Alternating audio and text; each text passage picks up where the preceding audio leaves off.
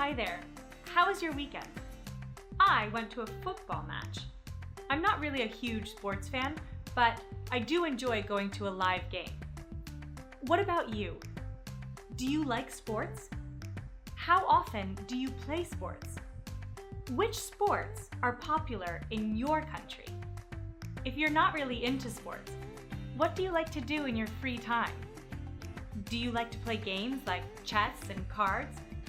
How often do you play games? Who do you play with? In this lesson, we're going to talk about free time activities.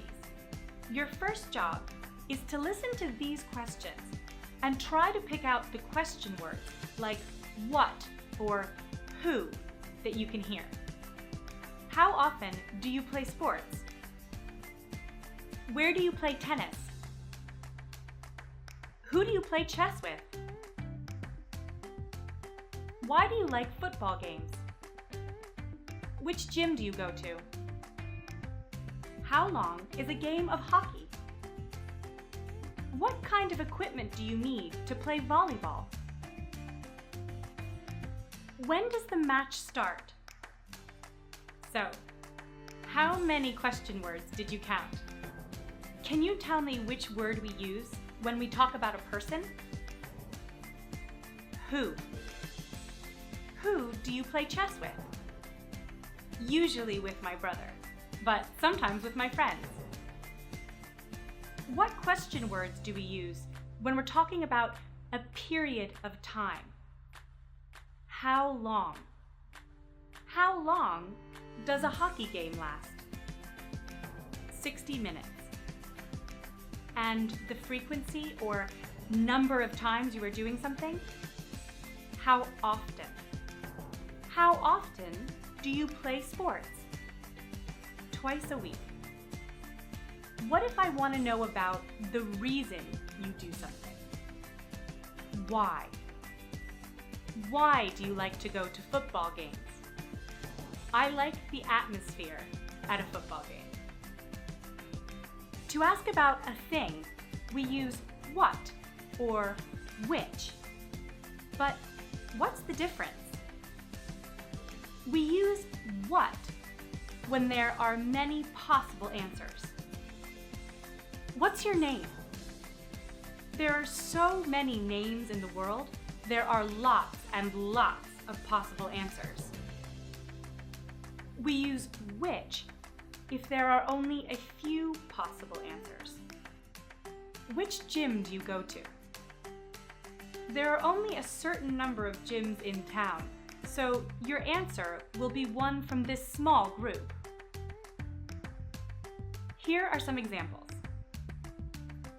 Which position do you play? What time does the game start?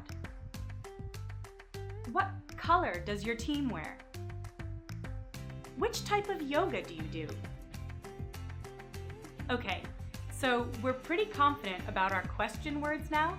Let's take a look at the structure we use when asking questions. Firstly, the verb be. Let's compare an affirmative statement with a question. Affirmative, he is happy. Question, is he happy? What did we change? That's right, the word order. We invert the subject and the verb, in this case, he and is. We also use this same structure for modal verbs, such as might, will, and can. You will play for our team. Will you play for our team? They can play chess. Can they play chess? For the other verbs, we use an auxiliary verb.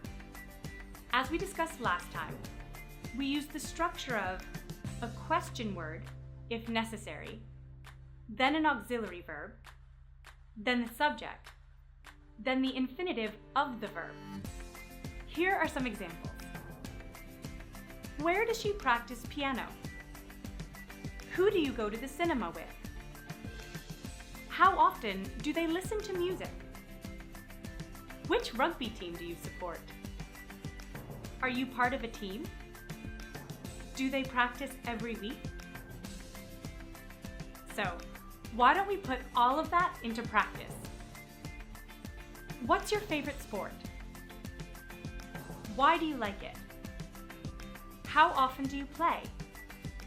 Do you play board games? Are you good at them? If you can, you should practice with a partner. And why not find out more about them and get some extra practice by adding some of your own questions? When forming questions with be or modal verbs, we invert or swap the subject and the verb. With other verbs, we use a question word if necessary, then an auxiliary verb, then the subject, then the infinitive of the verb. So, I hope this lesson has been helpful and that you'll go out and ask as many questions as possible. Be nosy.